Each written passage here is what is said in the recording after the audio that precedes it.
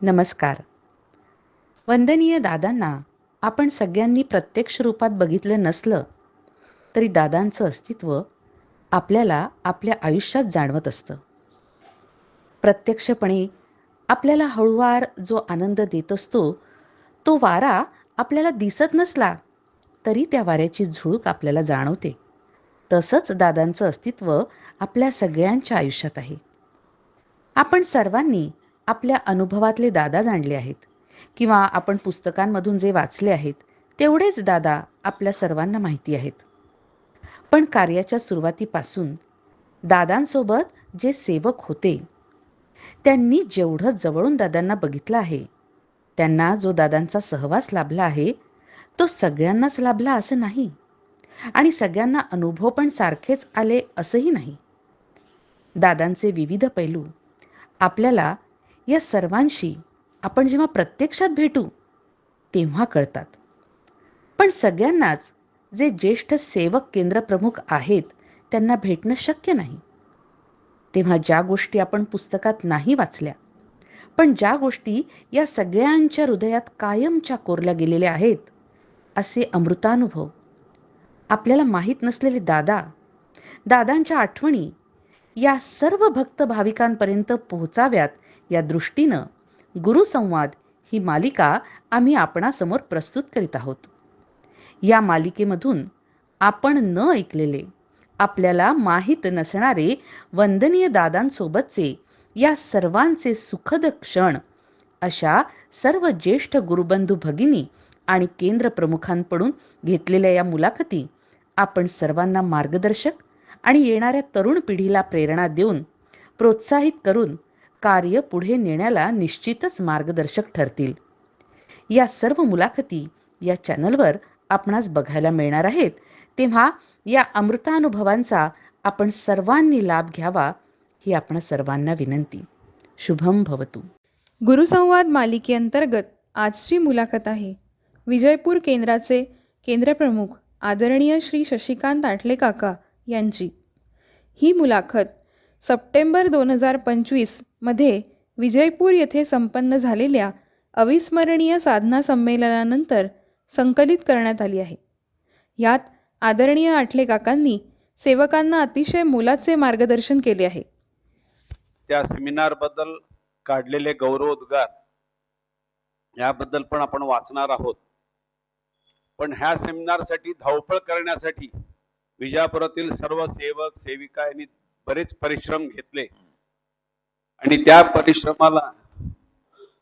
परिश्रमाला एक मूर्त स्वरूप देणं, ह्याच्यासाठी म्हणून आपण त्याच वेळेला, म्हणजे सेमिनार झालं 14 तारखेला झालं, त्याच्यानंतर एक 7-8 दिवसामध्ये आपण एक श्रमपरिहार असा कार्यक्रम करावा आणि सर्व सेवक सेविकांना एकत्र बोलवून त्यांच्याशी बोलावं असा विचार झाला होता. पण त्या दरम्यान काका धारवाडला गावाला गेल्यामुळं आणि पुढे ते आल्यानंतर आणि त्यांच्या घरामध्ये काही कार्यक्रम असे वेगवेगळे होते नातेवाईकांकडं, त्यामुळं काकांना गावाला जाणं येणं होतं. काकू पण गावात नव्हती. त्याच्यानंतर अजून थोड्या दिवसांनी करूया असा विचार होत असताना आपण दरवर्षी जसा कार्याचा वाढदिवस साजरा करतो तसा साजरा करायच्या वेळेलाच हा एक कार्यक्रम त्याच्यामध्येच घेऊया असा एक विचार झाला. पण आमच्या ट्रस्टीची मीटिंग झाल्यानंतर काही जणांनी सांगितले की आत्ताच मोठं संमेलन झालंय आणि सर्व गुरुबंधू भगिनी वेगवेगळ्या गावचे पण भरपूर येऊन गेलेले आहेत. आपल्या सेमिनारच्या वेळेला पण धावपळ करणारे पण काही वेगळ्या गावना आलेले होते. तर कार्याचा वाढदिवस, आता संमेलनच झालंय, तर कार्याचा वाढदिवस या वर्षी ड्रॉप करून पुढच्या वर्षी तो करूया. मग आता फक्त सेवक सेविका ज्यांनी धावपळ केली त्यांना सर्वांना एकत्र बोलवूया आणि तसा कार्यक्रम करूया असा विचार झाला. आता त्यावेळेला जे काही श्रम पडले सगळ्यांना धावपळ करून, ते श्रम त्याचे काय म्हणतात परिहार झालेला आहे. परिहार झाला म्हणजे काय, ते सगळं आता शांत झालेलं आहे. तरी सुद्धा ते श्रम आठवून का होईना पुन्हा एकदा आपण एकत्र यावं अशा उद्देशानं आजच्या दिवशी आपण सर्वजण जमलेले आहोत. तर ह्या कार्यक्रमामध्ये असा आहे, आता श्रमपरिहार म्हणजे सामान्यतः कसं होतं की आपण सर्व धावपळ करून झाल्यानंतर निवांत एका दिवशी बसून जेवण खाण करून एन्जॉयमेंट करून घरी जाणं. पण आपल्या कार्यामध्ये एन्जॉयमेंट म्हणजे वेगळी आहे. आपल्या कार्यामध्ये त्यावेळेला ज्या काही गोष्टी आपण लोकांच्याकडनं ऐकल्या आणि त्यांनी काय आपल्याला त्याच्याबद्दल सांगितलं सेमिनार बद्दल, तेही पुन्हा आपल्याला आढावा घेता येतो. आणि आपण जे धावपळ करताना सगळ्यांनी एकत्र येऊन जे काही कार्य केलं ते करत असताना माहिती द्यावी, जेणेकरून त्यांचा उत्साह वाढेल आणि कार्याला जास्त शक्ती येईल.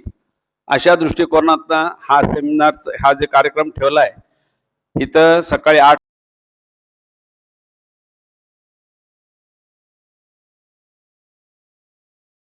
नको.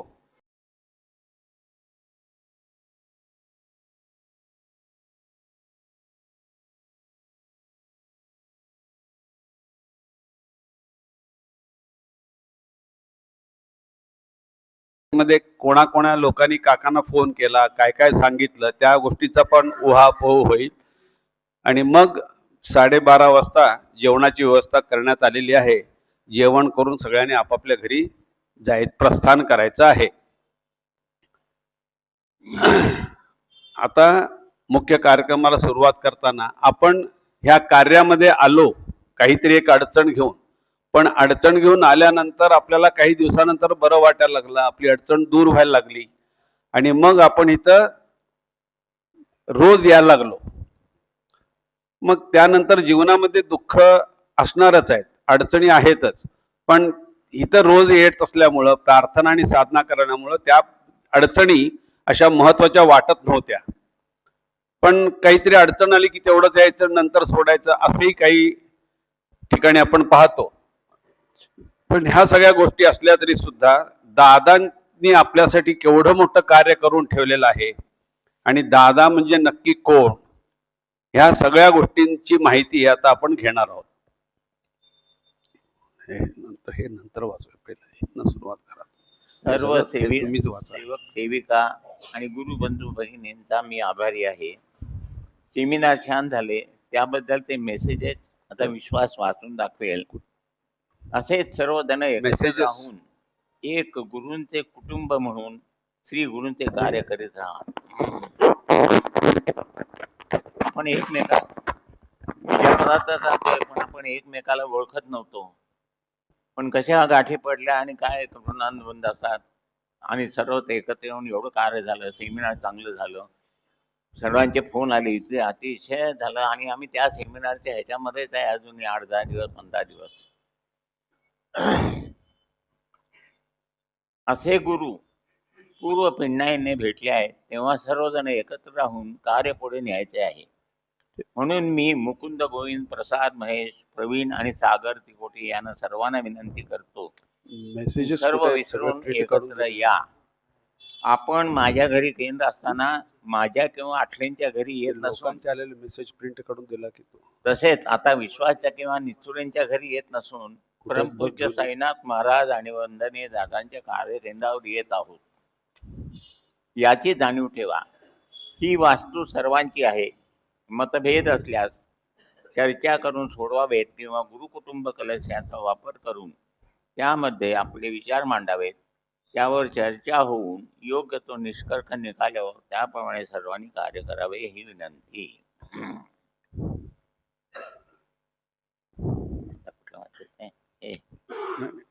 तुम्ही हे जे सांगता की काय होतंय ह्याच्याबद्दलची माहिती देताना तुम्ही का असं व्हायला ते सांगा. नुसतं वाचन झालंय, नुसतं वाचून सांगितलं ते, पण हे कशासाठी ह्याच्याबद्दल तुम्ही एक्सप्लेन करा, तो पण कळत नाही.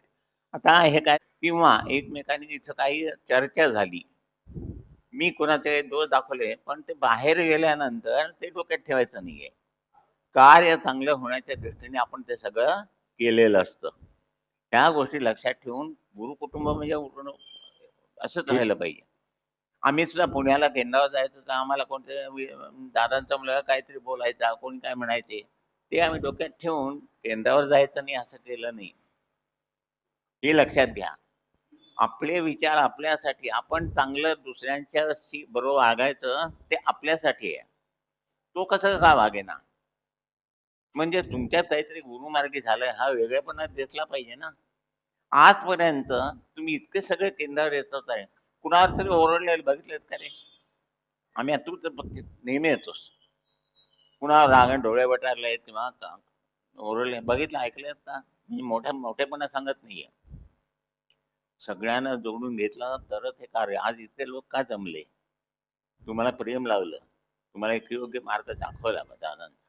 मला सुख समाधान लागलं होतं तर बाबांनी आमच्याकडनं वचन घेतलं होतं की कमीत कमी 5 माणसं तरी तुम्ही 5 कार्य- माणसांचं तरी तुम्ही कार्याशी जोडायला कल्याण केलं पाहिजे, कार्याशी जोडलं पाहिजे. आता एवढी माझं कार्य झालंय, आता तुमचं उरलंय.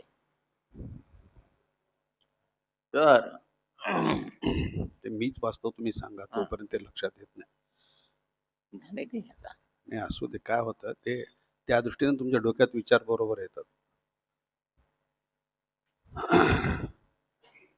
ते मेसेजेस तुमच्याकडे आहेत काय?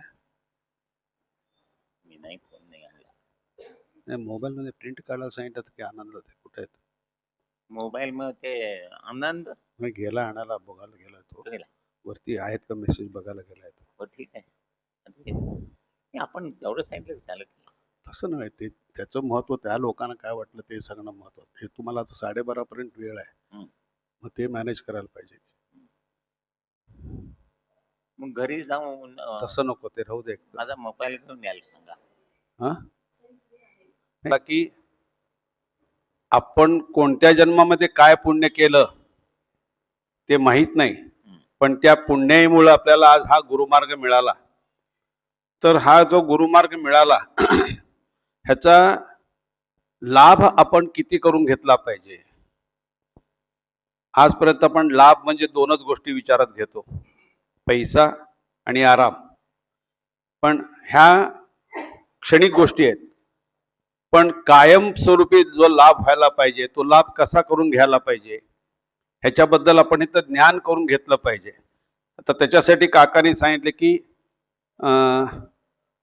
पहिल्यापासूनच काका सांगत आलेत कार्यकेंद्रावर की आपण सर्वजण एकत्र भेटतो, बोलतो किंवा केंद्रावरनं बाहेर आल्यानंतर चहा पितो वगैरे. पण आपली मैत्री ह्या कार्यकेंद्रावर आल्यानंतर नवीन झाली. ह्याच्या आधी आपण ओळखत असू एकमेकाला, पण इथं आल्यानंतर नवीन मैत्री झाली किंवा नवीन ओळख झाली. मग हळूहळू त्याचं रूपांतर कसं की जास्त घनिष्ठ संबंध येत गेले. आणि अशाने काय होतं की काही ठिकाणी आपल्याला अडचणी आल्या की आपण काय करतो की आपल्या ओळखीच्यांच्याकडनं काही ना काहीतरी पैशाची अपेक्षा ठेवून काहीतरी मागणं किंवा असं करून ते व्यवहार करतो. मग ते छोटे छोटे व्यवहार नंतर मोठ्या प्रमाणात पुढे गेले की त्याचा इफेक्ट काही वेळेला चांगला पण होतो किंवा वाईट पण होतो. ह्यामुळं काय होतं की अनावश्यकपणे आपण आपल्या कार्याला दूषण दिल्यासारखं होतं. ते होऊ नये म्हणूनच आत्ता काकांनी ते सगळं सांगितलं. त्याचबरोबरीनं काकांच्या घरामध्ये जेव्हा कार्यकेंद्र सुरुवात केली दादानी, तेव्हापासून म्हणजे जवळजवळ 54 वर्ष शशिकांतच्या घरामध्ये कार्यकेंद्र कार्यरत होतं. आणि ते होत असताना सुद्धा अनेक गुरुबंधू भगिनी सुरुवातीला काही वेगळे होते, ते नंतर आणि काही वेगळे, असे असं सगळं वाढत गेलं. पण त्यांनी कधीही आपल्याला असं दाखवून दिलं नाही. त्यांनीच काकांनी लिहिलेलं आहे की माझ्या घरी केंद्र असताना माझ्या किंवा आटलेंच्या घरी येत नसून, तसेच आता विश्वासच्या किंवा निच्चुरेंच्या घरी येत नसून परमपूज्य साईनाथ महाराज आणि वंदनीय दादांच्या कार्यकेंद्रावर येत आहोत याची जाणीव ठेवा. ही वास्तू सर्वांची आहे. मतभेद असल्यास चर्चा करून सोडवावेत किंवा गुरुकुटुंब कलश याचा वापर करून त्यामध्ये आपले विचार मांडावेत. त्यावर चर्चा होऊन योग्य तो निष्कर्ष निघाल्यावर त्याप्रमाणे सर्वांनी कार्य करावे ही विनंती. तर ह्या वेळेला कसं की मतभेद असतात. आता मोठी कुठलीही संस्था निर्माण झाली की त्या संस्थेमध्ये प्रत्येकाचे विचार वेगळे होऊ शकतात. आणि प्रत्येकाचे विचार वेगळे आले की मग माझ्यासारखं मी सांगितल्यासारखं होत नाही अशा विचाराचे काही लोक असले की मग जरा गोंधळ होतो. म्हणून तेव्हा चर्चा वाढत जाते किंवा मतभेद वाढतात. पण अशा वेळेला मतभेद वाढले म्हणून आपण यायचं सोडायचं किंवा कार्यकेंद्रापासून लांब जायचं न करता त्याच्यावरची चर्चा होणं आवश्यक आहे आणि चर्चा झाल्याशिवाय त्याच्यात काही उत्तर मिळत नाही, मार्ग निघत नाही. तुम्हाला एक म्हणून मजा सांगतो. आमच्या थिएटरची केस चालू होती तेव्हा हा जो जागीरदार एक मालक होता, जागेचा मालक जागेचा मालक. तुम्हाला आश्चर्य वाटेल, मालक तुम जाते समय मुझे लेकर जाओ मैं. दोघे फटफटी वेळा मी गाडीवर बसून आम्ही दोघं तिथं जायचो. कोर्टात जायचं. ते तुम्हाला विश्वास बसेल. आणि ते जजांनी बघितल्यानंतर म्हणाले, हे तर तुमची केस चालू आहे, तुम्ही दोघं ते म्हणजे काय एक्झॅक्टली काय आहे हे झालं. म्हणजे त्यांच्यामध्येच केस होती. आणि येताना परत माझ्या गाडीवरच येणार. तसंच गणपतचंद आणि एक भूतदा यांची केस चालली होती. तुम्हाला आश्चर्य वाटेल, म्हणजे बघितलंय मी. त्या गणपतचंद चहाची शेवरलेट गाडी होती. दोघं कोर्टात जाताना एका गाडीतून जायचं, तिथं भांडायचं आणि परत आणून याने सोडायचं आणि दोघं परत यायचं. हे कसं तसं पाहिजे. म्हणजे विषय तो तिथंच तोडायचा. हा, कशासाठी सोडायचा? जितके ब्लॅक बॉल तुम्ही माराल ना, तेवढं मन तुमचं घाण होऊन जाईल. मन स्वच्छ आरशासारखं पाहिजे. कोळसा आहे ना, किती घातला तर काळ काळ निघेल. चंदन घातलं तर काय होईल? सुगंध येईल.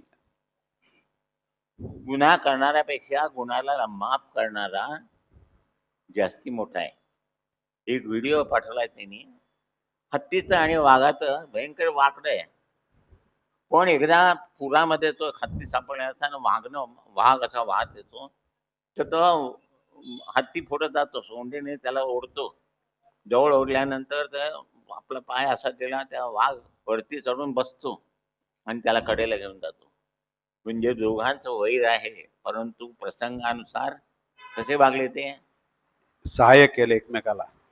त्याच्यावरनं आपण माणसं आहोत, ते तर जनावर आहे, त्यांना बुद्धी म्हणता, पण माणसापेक्षा जास्त त्यांनाच बुद्धी आहे.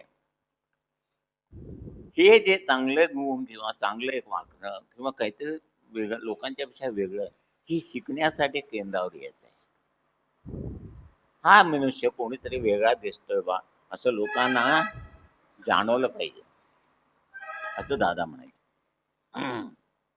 तर आता तर त्याचप्रमाणे आता कुटुंब कलश, गुरु कुटुंब कलश म्हणून तिथे एक ठेवलेला आहे. म्हणजे काय, आता अजूनपर्यंत कधी त्याची गरज पडली नाही, पण एक ठेवलाय.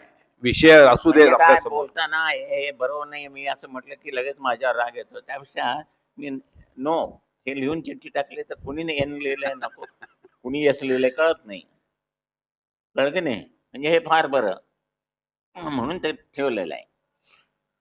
आहार तसंच आता आपल्याला कार्यक्रमाबद्दल म्हणजे दत्त माहेश्वरी भवनामध्ये जे सेमिनार झालं, त्या सेमिनारमध्ये अनेक लोकांचे फोन पण आले आणि सेमिनारच्या आधी काही गुरु भगिनी आम्हाला सेमिनारमध्ये यायला जमणार नाही म्हणून अगोदर येऊन काकांना भेटून वगैरे गेल्या होत्या, केंद्राचं दर्शन वगैरे घेऊन.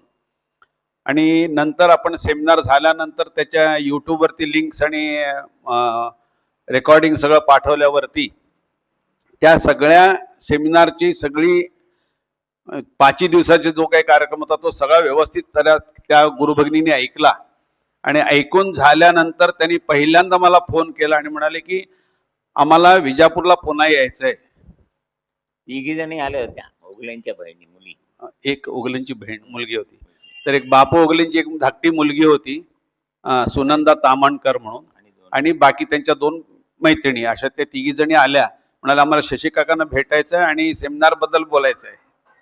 सेमिनार झाल्यावर म्हणजे सेमिनारच्या अगोदर येऊन गेल्या आणि सेमिनार झाल्यानंतर पुढे 15 दिवसांनी पुन्हा येऊन काकांना भेटून सगळं सांगून गेल्या.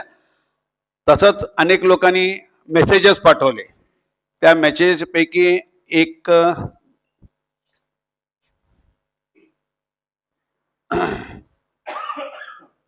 ते मेसेज तुमच्याकडे दिले का? ते कुठे ते नव्हे, नाही,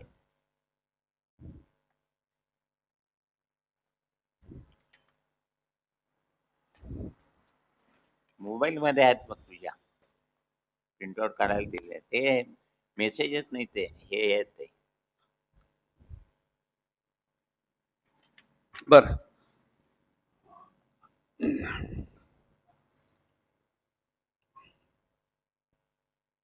एक 2-3 मेसेज वाचतो.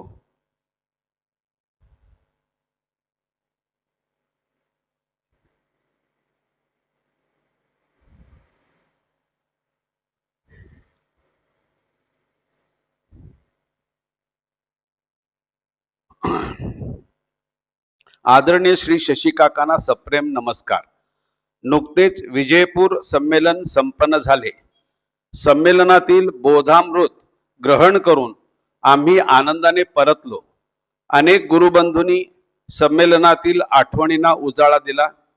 अनेकांनी आपल्या सद्भावना लेखी व मौखिक स्वरूपात व्यक्त केल्या. आनंदाचे डोही आनंद तरंग अशी सर्वांची अवस्था झाली असल्यास काय नवीन नव्हे. इतके हे संमेलन पूर्णतः यशस्वी झाले. संमेलनात कुठलीही कमतरता नव्हती.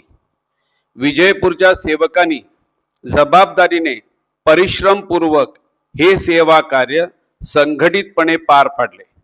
त्या सर्वांमध्ये उत्तम समन्वय होता. त्याबद्दल त्यांचे मनपूर्वक अभिनंदन. कुणाला कुठलीही आणि कसलीही उणीव जाणवली नाही किंवा किंबहुना संमेलनातील आरती, साधना, मुलाखत यामध्ये त्यांचे स्वतःचे अस्तित्वच विरून गेले होते. त्यामुळे ती जाणीव त्यांना झाली नाही. संमेलनास गुरुबंधू भगिनींनी मोठ्या संख्येने उपस्थिती लावली होती. ते सर्व एकमेकांना प्रेमाने आनंदाने भेटत होते. काहींच्या नव्याने ओळखी होत होत्या. परस्पर जिव्हाळ्याचे प्रेम आणि भरपूर आनंद ही अनुभूती काय असते हे अशा वेळी समजून येते. माझी स्वतःची भावना यापेक्षा वेगळी नक्कीच नव्हती. परंतु असे असले तरी त्या भावनेला उदासीनतेची एक नकळत किनार होती. खरे तर वेळेची मर्यादा सांभाळून मलाही मनोगत व्यक्त करायचे होते, पण 3 मिनिटांचे बंधन पाळणे मला शक्य नव्हते. वाणी नाही तरी लेखणीमध्ये स्वातंत्र्य मला घेता येत होते. उदासीनतेच्या मानसिक अवस्थेत लेखणी जड वाटू लागली आणि आता सद्गुरूही वर्णवेना. अशा मनस्थितीत लेखणी आणि कागद वंदनीय दादांच्या फोटोसमोर ठेवला आणि त्यांना म्हटले, आतापर्यंत केवळ आपल्या कृपाशीर्वादाने, आज्ञेने, प्रेरणेने, प्रेमाने ही लेखन सेवा आपण माझ्याकडून करून घेत होतात. परंतु आता तुमच्या इच्छेने ही लेखन सेवा घडू देत म्हणून प्रार्थना केली, सबुरी ठेवली. उदासीनतेचं कारण कदाचित हे संमेलन शेवटचं आहे असं जे वारंवार सांगितले जायचे ते असावे. अर्थात यामध्ये वैयक्तिक कारण किती आणि कार्याचा भाग किती हे सांगता येत नाही. हे संमेलन शेवटचं का असावं? आरंभ नाही शेवट कैचा, मध्यस्थितीला विसरू नको असे पंत महाराज सांगतात. हा सद्गुरु जीवन प्रवास तमसोमा ज्योतिर्गमय या विचाराप्रमाणे अंधारातून प्रकाशाकडे वाटचाल करणार आहे. म्हणजेच अज्ञानशापित जीवनातून मुक्त होऊन ज्ञानाच्या दिशेने झेपावणार आहे. ज्ञानाचा हा प्रवास अनंताचा आहे. मानवी जीवनाचा हा प्रवास मुळी अनंतातून अनंताकडे जाणार आहे, अंताकडून अनंताकडे जाणार आहे. तेव्हा हे अनंता तुला कसे बरे नमावे? अनंताची व्यक्त अवस्था म्हणजे मध्यस्थितीतली आम्ही कसे बरे विसरावे? सेमिनार मध्ये आपण आपली वंदनी दादांशी झालेल्या प्रथम भेटीचा उल्लेख केला. आपण उच्च शिक्षित इंजिनियर असूनही त्या काळात आपणास नोकरी मिळत नव्हती. खरे तर त्या काळात अत्यंत कमी शिकलेल्या लोकांनाही सरकारी नोकरी सहज मिळत असे. परंतु आपल्या प्राक्तनात विधात्याने वेगळे लिहिले होते. हा जो आपला सद्गुरु जीवन प्रवास आहे हा आम्ही गुरुकृपेने समजून घेण्याचा प्रयत्न करतो आहोत. आपण नोकरी या अडचणी प्रित्यर्थ सद्गुरु चरणांशी आलात. कुणाही व्यक्तीचा नोकरी, धंदा, व्यवसाय हे त्याच्या ऐहिक किंवा प्रापंचिक उपजीविकेचं साधन असते. परंतु दादांना तुमच्या उपजीविकेचं साधन हे मुख्य जीविकेसाठी जोडायचे होते. म्हणून तुमची भेट घडताच ते म्हणाले, तुझ्या नशिबात नोकरी नाही. या उच्चाराचा दुसरा अर्थ असाही होतो की तुझ्या नशिबात केवळ आणि केवळ गुरुसेवाच आहे. आपण चिंता व्यक्त केली, पण आपण गुरुचरणांशी एकनिष्ठ राहिलात. गुरुंना आपले भविष्य सांगायचे नव्हते, तर ते घडवायचे होते. अशा प्रकारे आपण नकळत सद्गुरूंच्या मुख्य जीविकेशी म्हणजे गुरुशक्तीशी आणि साक्षात श्री गुरुदादांशी जोडला गेलात. या सद्गुरु जीवनालाही ओंकाराप्रमाणे उच्चार मध्य लय आहे. उच्चाराप्रमाणे हळूहळू आपण गुरुकार्याशी गोडी वाटू लागली. गुरूंच्या कृपाशीर्वादाबरोबर त्यांच्या प्रेमाचाही आपणास लाभ झाला. यथावकाश आपल्या राहत्या वास्तूत सद्गुरूंनी कार्यकेंद्र स्थापन केले. कार्याचं जे बीज रोवले आणि बघता बघता त्या बीजाचे मोठ्या विशाल वृक्षात रूपांतर कधी झाले हे आपणास समजलेही नाही. आज या गुरुवृक्षाला गुरु संस्कार व गुरुप्रेमाच्या शीतल छायेत सेवकांच्या रूपाने सुगंधी फुले व गोड फळे बहरलेली आम्ही पाहत आहोत. हा प्रवास थक्क करणारा होता. उच्चाराप्रमाणे कार्य उदित झालेले सर्वांनीच पाहिले, अनुभवले. आता मध्यस्थितीचा विचार करू. आपण सद्गुरुनाथ दादांनी 8 ज्ञान साधना संमेलनामधून जो ज्ञान यज्ञ सुरू केला होता त्याला आपण उपस्थित राहिलात. आपणास ही तीव्र जाणीव झाली की दादांचे हे वैश्विक ज्ञान जगाच्या भौतिक व आध्यात्मिक ज्ञानाहून खूप वेगळे व अलौकिक आहे. ज्ञान म्हणून बाहेरचे जे जग भासत आहे ते लोकांना कसे भाजत आहे व लोक कसे फसत आहेत हे आपल्या चांगले लक्षात आले. म्हणून दादांना त्यांचे आद्य गुरु परमपूज्य तेली महाराज यांनी बालपणी शिकवण दिली होती की शिकून जगाला आग लावू नकोस तर लागलेली आग विझव. बाह्य जगतातला आग ही शिकलेल्या लोकांनी लावली होती.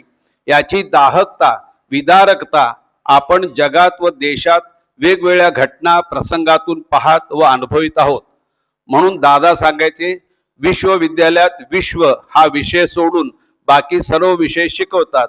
ही पीठे आता नोकरी निमित्ते भाकरीची पीठे होऊन बसली आहेत की ज्यामध्ये विश्वाचे कल्याण करण्याचे ज्ञान नाही.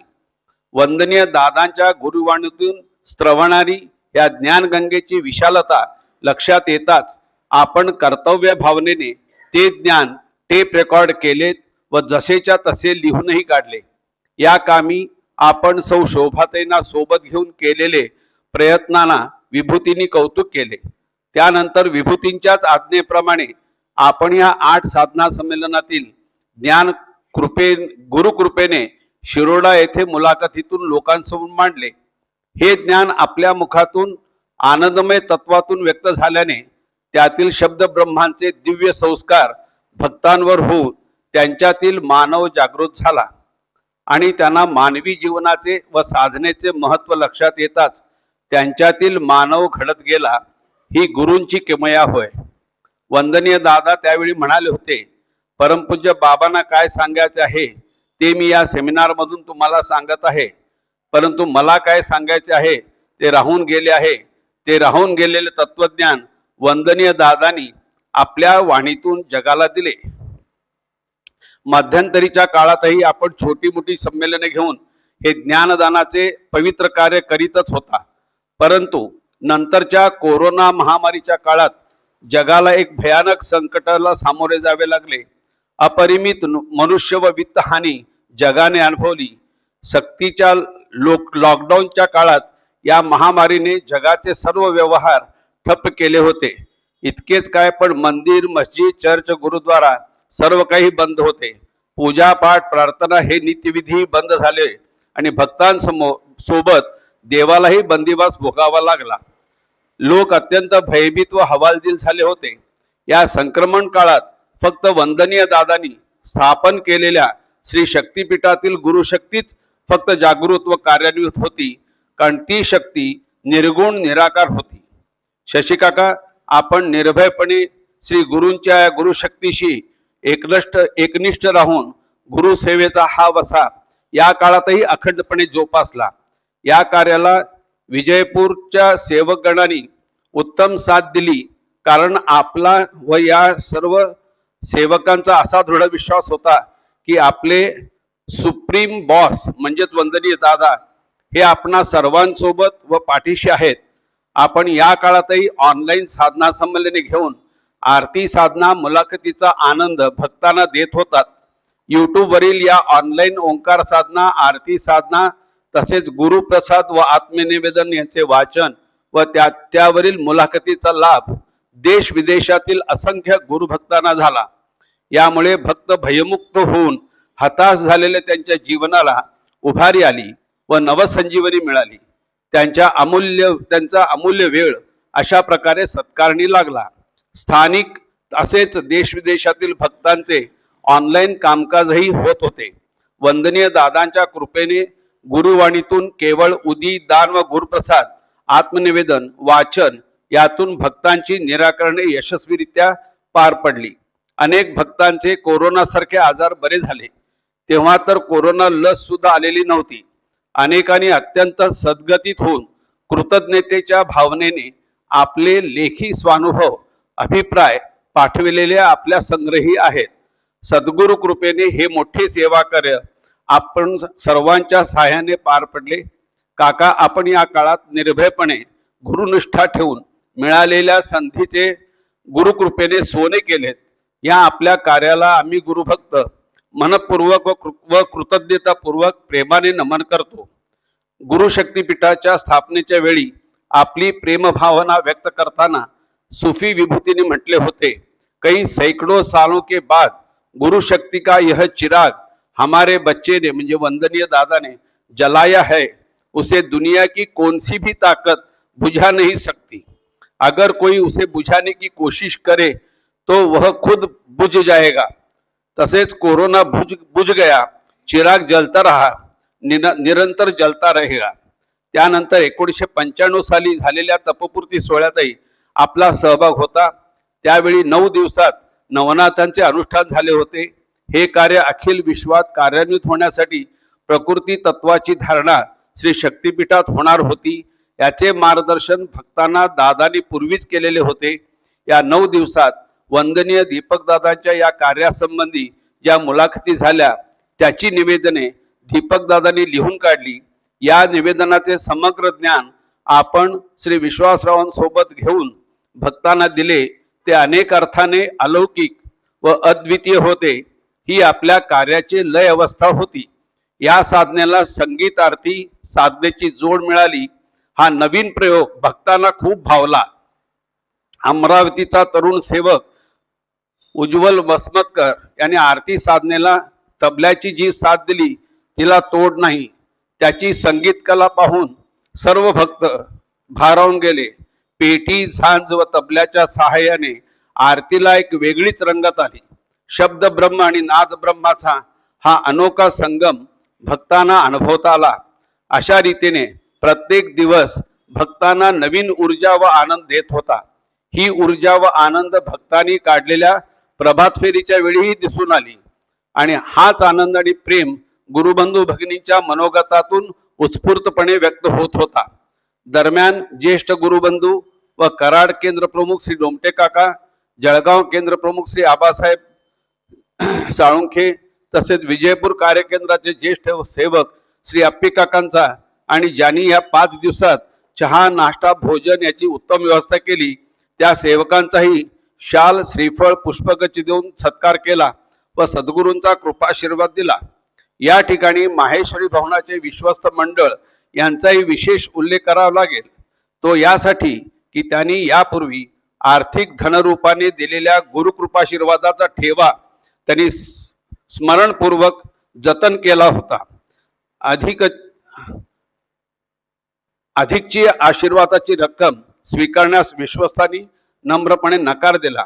दिलेली रक्कम त्याने तिथेच गुरुचरणी अर्पण केली. व्यवहारात कसे वागावे याचा उत्तम आदर्श त्यांनी गुरुभक्तांसमोर ठेवला. खूप काही शिकण्यासारखं होतं या विश्वस्तांकडून. गुरुकृपा एखाद्या धर्मादाय किंवा सामाजिक संस्थेमध्ये कसे कार्य करते हेही या निमित्ताने शिकायला मिळाले. जोडोनिया धन उत्तम व्यवहारे, उदास विचारे वेच करी, या तुकोबांच्या उक्तीचा आणखी वेगळा अर्थ तरी काय आहे? शेवटी सांगीतिक कार्यक्रमामध्ये श्री अद्वैत मराठे याने गायलेल्या गीत रामायणातील गीतानी सेमिनार मधील आनंद द्विगुणित झाला. सर्वांनी भक्ती भावनेने त्याच्या गायनाला टाळ्यांच्या ठेक्यात साथ सोबत केली.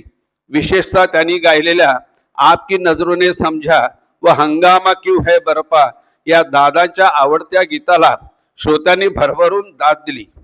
सर्वच गीते अद्वैतने उत्तम अप्रतिम गायली. त्याबद्दल त्याचे कौतुक व अभिनंदन करावे तेवढे थोडेच आहे.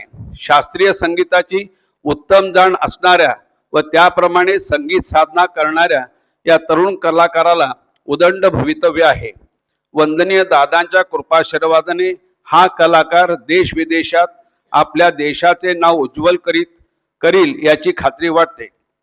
सर्वांनी अद्वैतला व त्याच्या संगीत साथीदारांना भरभरून शुभाशीर्वाद दिले. अर्थात त्यांच्या संगीत क्षेत्रातील या वाटचालीत त्याची आजी मातोश्री यांची भक्कम साथ व आशीर्वाद अद्वैत सोबत होते व आहेत. गुरुपूजनाच्या दिवशी झालेल्या मनोगताच्या वेळी तासगावचे सेवक श्री संदीप सुवासे यांनी खूप सुंदर मनोगत व्यक्त केले. त्यांनी या मनोगतामधून सर्वांना प्रार्थना सांगून सर्वांकडून अभिवचन घेतले की आम्ही सेमिनारमध्ये जे ज्ञानामृत ग्रहण केले त्यातून उत्तम आचरण करून त्याचा लाभ सर्वांना करून देऊ व त्यासाठी आम्ही कोणतीही सबब न सांगता नित्याने व आस्थेने साधना करू. तसेच काही कारणास्तव साधना राहिल्यास त्याचे प्रायश्चित्त म्हणून एक वेळचे जेवण घेणार नाही. मला वाटते हेच साधनेचे खरे फलित आहे व हेच आपणास अपेक्षित होते व आहे. आपण वंदनीय दादांच्या कृपाछत्राखाली पुढील कार्यासाठी अनेक सेवक घडविले जे आज स्वतंत्रपणे कार्य करण्यास सिद्ध आहेत. सेवकांची संघटित फळी हीच कार्याची साध्यावस्था आहे. त्यांच्यापैकी कोणीही दादांना पाहिले नाही किंवा दीपक दादांना भेटले नाही, परंतु आपल्यामध्ये त्यांना वंदनीय दादांचे दर्शन घडते. हे सर्व सेवक आपणास प्रेमाने बिग बॉस या नावाने संबोधतात. ते अत्यंत यथोचित आहे. बॉस याचा अर्थच मुळी ब्लेसिंग ऑफ साईनाथ अँड सद्गुरुनाथ दादा. कार्य करा हो हृदयी आणि जगती या विभूतींच्या उक्तीप्रमाणे सद्गुरुनाथ दादांनी कार्याचा हा चिराग प्रत्येकाच्या हृदय मंदिरी प्रज्वलित केलेला आहे. ही आपल्या दादांची प्रेमज्योत आहे. ती अवघ्या जगाला आपल्या सर्व गुरु बंधू भगिनींच्या माध्यमातून प्रकाशमान करीत राहो व हे सद्गुरु प्रेम आपण सर्वांच्या माध्यमातून निरंतर प्रवाहित होत राहू देत. हीच आम्हा गुरुभक्तांची ईश्वर चरणी प्रार्थना. शुभम भवतु.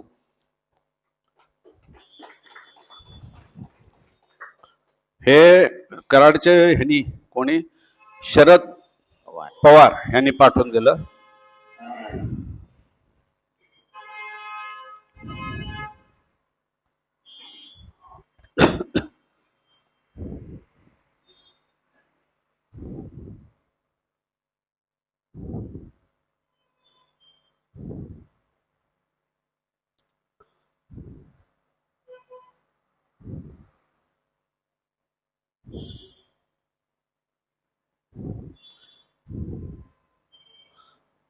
अजून एक इंग्रजीमध्ये आहे.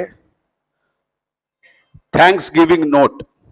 आय विजय कुमार पटवर्धन, आपलाच गुरुबंधू, had the blessed opportunity to attend the sadhana sammelan held at Sri Maheshwari Bhavan Vijaypur from 10th to 14th September 2025. The discourses from Jnanadeep Bhag 1 by Honorable Shashikaka Atle were truly enlightening. The emphatic and soulful reading by Sri Vishwas deserves special appreciation. Shashikaka's threadbare explanations interwoven with practical examples from daily life enabled us to grasp the divine thoughts of Vandaniya Dada and Baba with clarity. Particularly inspiring was Kaka's emphasis on Omkar sadhana as a daily practice for all, along with his guidance on diet discipline, duly consciousness, empathy for the distressed sadhana Suchita, and awakening of the Atman within the human body. His references to the eternal wisdom of Vandaniya Dada Baba, Sufi Vibhutis, Dattavatari Swami Narsimha Saraswati, Navnath Adi Vibhuti, and Shabda Brahma from Pant Maharaj Balekundri left a profound impact. The manner in which disciples' doubts, were addressed to their complete satisfaction was remarkable. I was mesmerized by the divine flow of Shashikaka's utterances. It truly felt as though Goddess Saraswati was dancing on his tongue throughout all the sessions. Indeed, it was nothing less than a Jnana Yajna. A word of deep gratitude is also due to the Sevakas of Vijaypur Kendra for their meticulous planning, warm hospitality, comfortable stay arrangements, and wholesome food service. Their teamwork, selflessness, and dedication, keeping aside personal priorities, made this Sammelan a truly memorable and spiritually elevating experience. With folded hands, I expressed my heartfelt thanks to Honorable Shashikaka Atle, Sri Vishwas, and all the Sevakas of Vijaypur Kendra for this divine opportunity to immerse in the ocean of wisdom. Gratitude and pranams. असे अनेक messages आलेत की जे वाचण्यासाठी दिवस जाईल.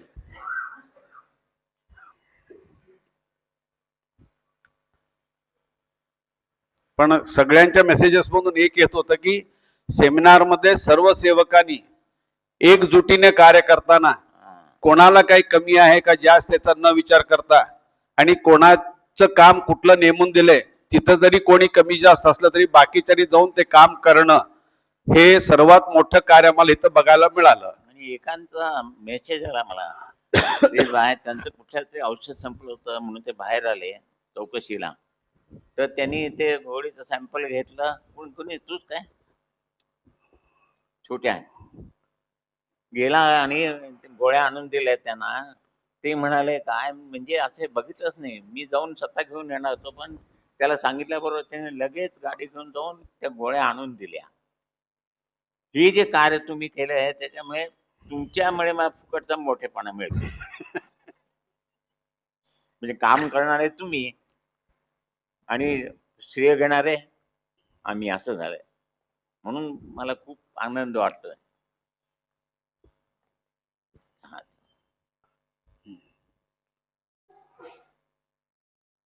आता त्यांनी एकट्याने सांगितले की दादांना आपण सेवकांनी कोणी बघितलं नाही तरी सुद्धा आपण या कार्यासाठी जोडले गेलेलो आहोत. तर वंदनीय दादा हे प्रत्यक्ष श्री दत्ताचे अवतार. हा, दत्ताचे अवतार होते पण कळत नाही. कसं कळतं आणि कसे होते राजयोगी. दादांचे वडील म्हणायचे गेला गुरु तर राजयोगी. म्हणजे काय सगळं आता बघा कसं हॉलमध्ये पंखे बिंखे खाली सतरंजा घालून आराम. नाहीतर भयंकर कठीण परिस्थिती. अन्न मिळते की नाही माहित नाही. कुठेतरी उन्हात तपास हे करायचं. तर राजयोगी आणि तसे आपण सर्वांना अनुभव आले. रामभाऊंचा अनुभव, रामभाऊ म्हणजे दादांचे भाऊ. ते आणि लक्ष्मणराव सातारला राहत होते. दादांचं घर सातारला होतं. तर एक दिवस दादा पुण्याहून सातारला आले घरी आणि 12च्या सुमारला हे दोघं जण दत्ताच्या देवळ आहेत सातारला, तिथे आरतीला गेले. तर आरती चालू असताना त्या भडतीच्या ह्याच्यात कोण आलं आणि सांगितलं अरे प्रत्यक्ष घरात तुमच्या दत्त बसले आहेत आणि इथं कशाला तुम्ही आरतीला आलात. म्हणजे त्यांनाही कळलं नव्हतं.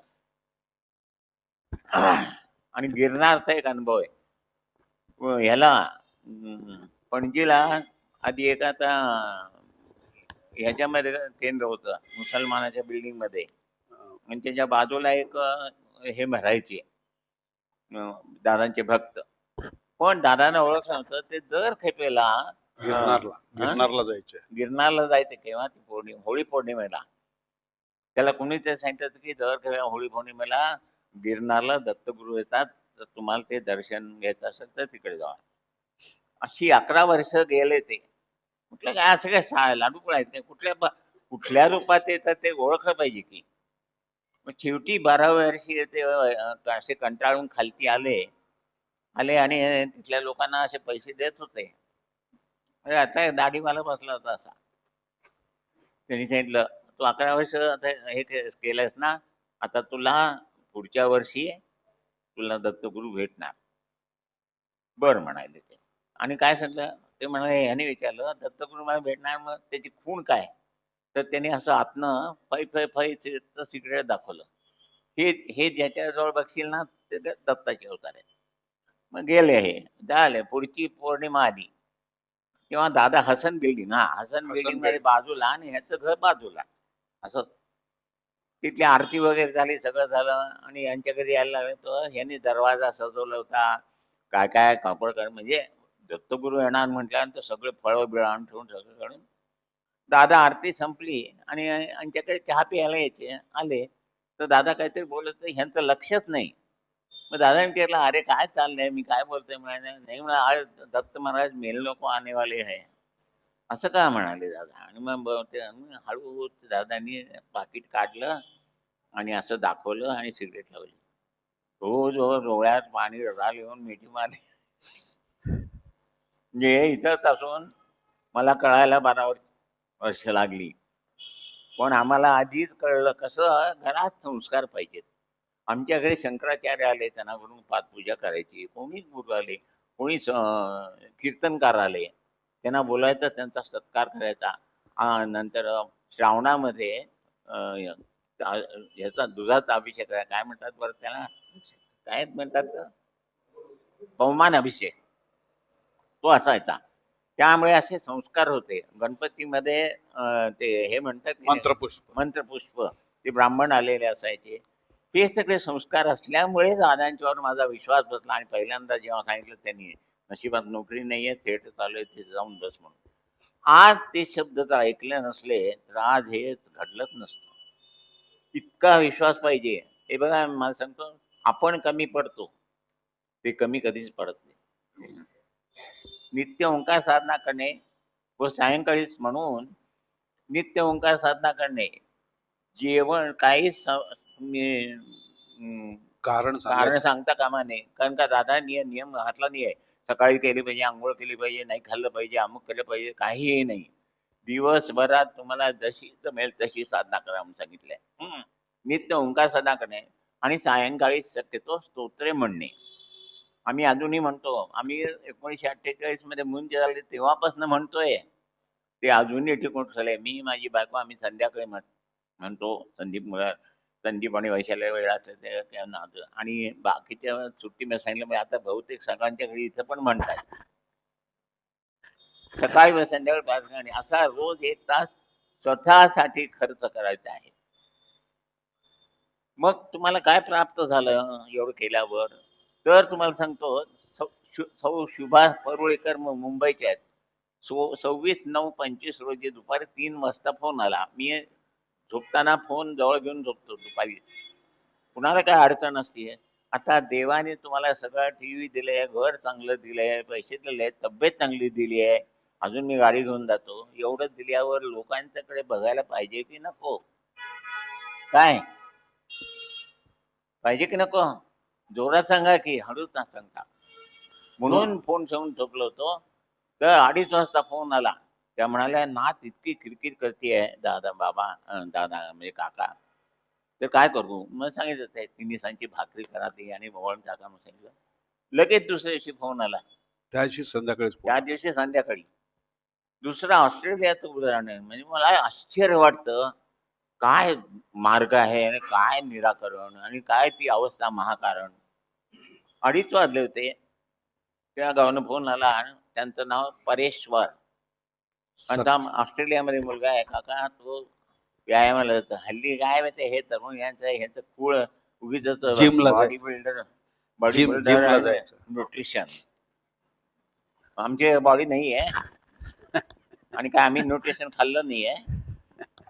काहीतरी काढायला जाऊन तो व्यायाम भरून गेला. तो हा सुद्धा प्रसिद्ध कांडी नट होता की पुनीत राजकुमार. पुनीत राजकुमार, ते व्यायाम करून गेलं.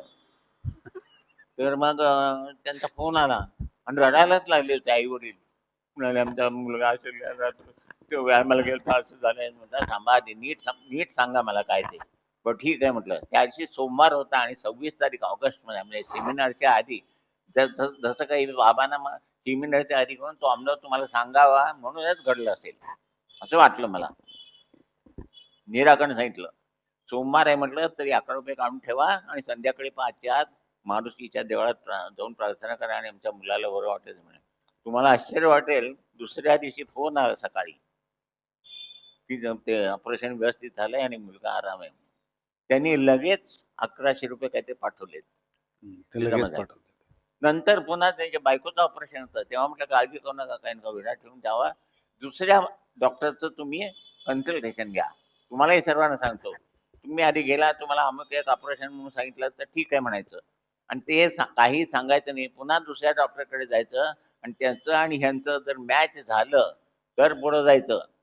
कारण एक वाईट प्रसंग असा आम्हाला अनुभवायला आलाय. आमचे मेहुणे होते मुंबईला, ते गेल्यावरती काय झालं, मी आणि हा गेलो, माझ्या रक्तावर ह्याचं नाव घातलं आणि ह्याच्या रक्तावर माझं नाव, आणि त्या माणसाला ब्लड कॅन्सर होता. मी आमच्या भाऊजींना सांगितलं, त्यांनी अहो तुम्हाला ब्लड कॅन्सर आहे म्हणाले. हे जे आले काय महिन्यामध्ये मनुष्य घाबरतंय. मग मी मुंबईला गुरुकुणाला जायचो तेव्हा गेलो, म्हटलं अच्छा तो काय हो तब्येत तुमची अशी? अरे मला ब्लड कॅन्सर झालाय म्हणे. म्हटलं काय वेड्याचं बोलता, काय केलं? म्हटलं कोण कुठले डॉक्टर? ते म्हटले मारा गोळी त्याला. मग आम्ही गुरुपौर्णिमेला जाऊन आलो आणि दुसऱ्या दिवशी मग दुसऱ्या डॉक्टरकडे गेलो. म्हणजे त्याला काही सांगायचं नाही, सॅम्पल दिलं आणि त्याच्यावर ते म्हटलं नाव घातलं की नाही बघा पहिलं व्यवस्थित. घातलं मग संध्याकाळी रिपोर्ट आला काही नाही म्हणून, आणि एका महिन्यात हे सुधारले. तर अशा गोष्टी मी अनुभवल्या आहेत. घडतं तेव्हा तुम्ही सगळ्यांना सांगतो, तुम्ही पहिल्यांदा डॉक्टरला गेला काहीतरी सांगितलं तर ते तसंच ठेवायचं, त्याला दाखवायचं नाही. दुसऱ्या डॉक्टरकडे नवीन पेशंट म्हणून जायचं आणि दोन्हीचं मॅच झालं तर मग विचार करायचा. तसं त्यांनी केलं आणि म्हटलं दुसऱ्या डॉक्टरचं ओपिनियन घ्या. ते म्हणे दुसऱ्या डॉक्टरने पण सेम सांगितलंय, मग हरकत नाही. मग आता पुण्याला जाऊन ऑपरेशन करतो. ऑपरेशन करून आल्यावर सक्सेसफुल झालं म्हणून पुन्हा 5001 रुपये पाठवले ते. हे परवाच्या गोष्टी आहेत का? मीच एकटा दादांचा लाडका आहे का? का मी जावई आहे? तुम्ही सगळ्यांना सुद्धा ती अवस्था दिली आहे. जसं मी सांगतो नीट आहे का, एवढा भात शिजायला ठेवला तर सगळं शीत दाबून बघावं लागत नाही. एक शीत दाबून बघितलं की सगळी शीत, तेव्हा आपल्याला दुसऱ्याला जितकी मदत करता येईल किंवा दुसरं काय चांगला करायचं ते तुम्ही करा. दुकानात बसले असता कोणता भिकार येतो, हे काय भीक मागतोस म्हणायचं नाही, 10 रुपये काढून द्या. तो व्हाईट बॉल रस्त्यात मला किती जाताना मी नोटा ठेवूनच जातो. कोण गरीब दिसला ना गाडी थांबवायची आणि त्याला देऊन जायचं. हे ऑपॉर्च्युनिटी येते, देव बघतो ह्याला दिलंय, हा देतो का नाही. देवाने तुम्हाला दिलं का नाही हो? पात्रता आहे का? हा? एक पहिल्यांदाच बघा, हे जे देह संपत्ती दिली आहे त्याची किंमतच करता येत नाही. कोणा सांगता अमोल अमोल आहे. एक डोळा द्या म्हटलं देणार नाही तुम्ही. 10 कोटी 25 कोटी संबंध राज्य हिंदुस्थान लिहून दिला तरी देत नाही, म्हणजे काय दिलंय? मग त्याच्यापासून बसून मला अजून काय माझ्याकडे बघतच नाही आणि काय बघायचं? तुम्ही त्याच्याकडे बघत नाहीये. काय दिलंय त्याचं ज्ञान करून घ्या. दिलेली संपत्तीचा अर्थ कळत नाही म्हणून आपत्ती आहे. काय म्हटलं मी? ही दिलेली संपत्ती जी दिली आहे त्याचा अर्थ कळत नाही म्हणून आपत्ती आहे. म्हणून गुरूंच्याकडे गेल्यावर ह्या संपत्तीचा विकास केल्यानंतर कर्म तुम्हाला अनुकूल होत. समजलं? असा मार्ग मिळणं शक्यच नाही, तो मिळाला आहे आणि तुमच्या हातनं पण ते कार्य करून घेतायत. तुम्हाला समजत नाहीये, समजलं की लगेच कॉलर साईड होणार. तुम्ही साधना करून बाहेर पडल्या बरोबर डोळ्यांनी त्याच्याकडे बघाल, ज्याला स्पर्श होईल आणि तुमच्या नकळत त्या आत्म्या स्पर्श करून गेले तुम्हाला, तर ते चौथ्या लोकांत जातात आणि त्याचा अनुभव आता वाचून दाखवणार आहे. म्हणजे अंगावर काटा येईल. आणि देव सुद्धा किती जागा असतो, जर तुम्ही त्याची मनोभावने ध्यान धारणा करत असाल तर तुमच्या, आता मी जे गोष्ट सांगणार आहे ते ऐकून तुम्ही थक्क व्हाल. या मुलाखतीचा पुढील भाग आपण लवकरच प्रक्षेपित करणार आहोत, तरी सर्वांनी नक्की बघा आणि अशाच अनेक सुंदर मुलाखतींसाठी गुरुसंवाद चॅनलला सबस्क्राईब करा. अनेक लोकांपर्यंत गुरुसंवाद पोहोचवा.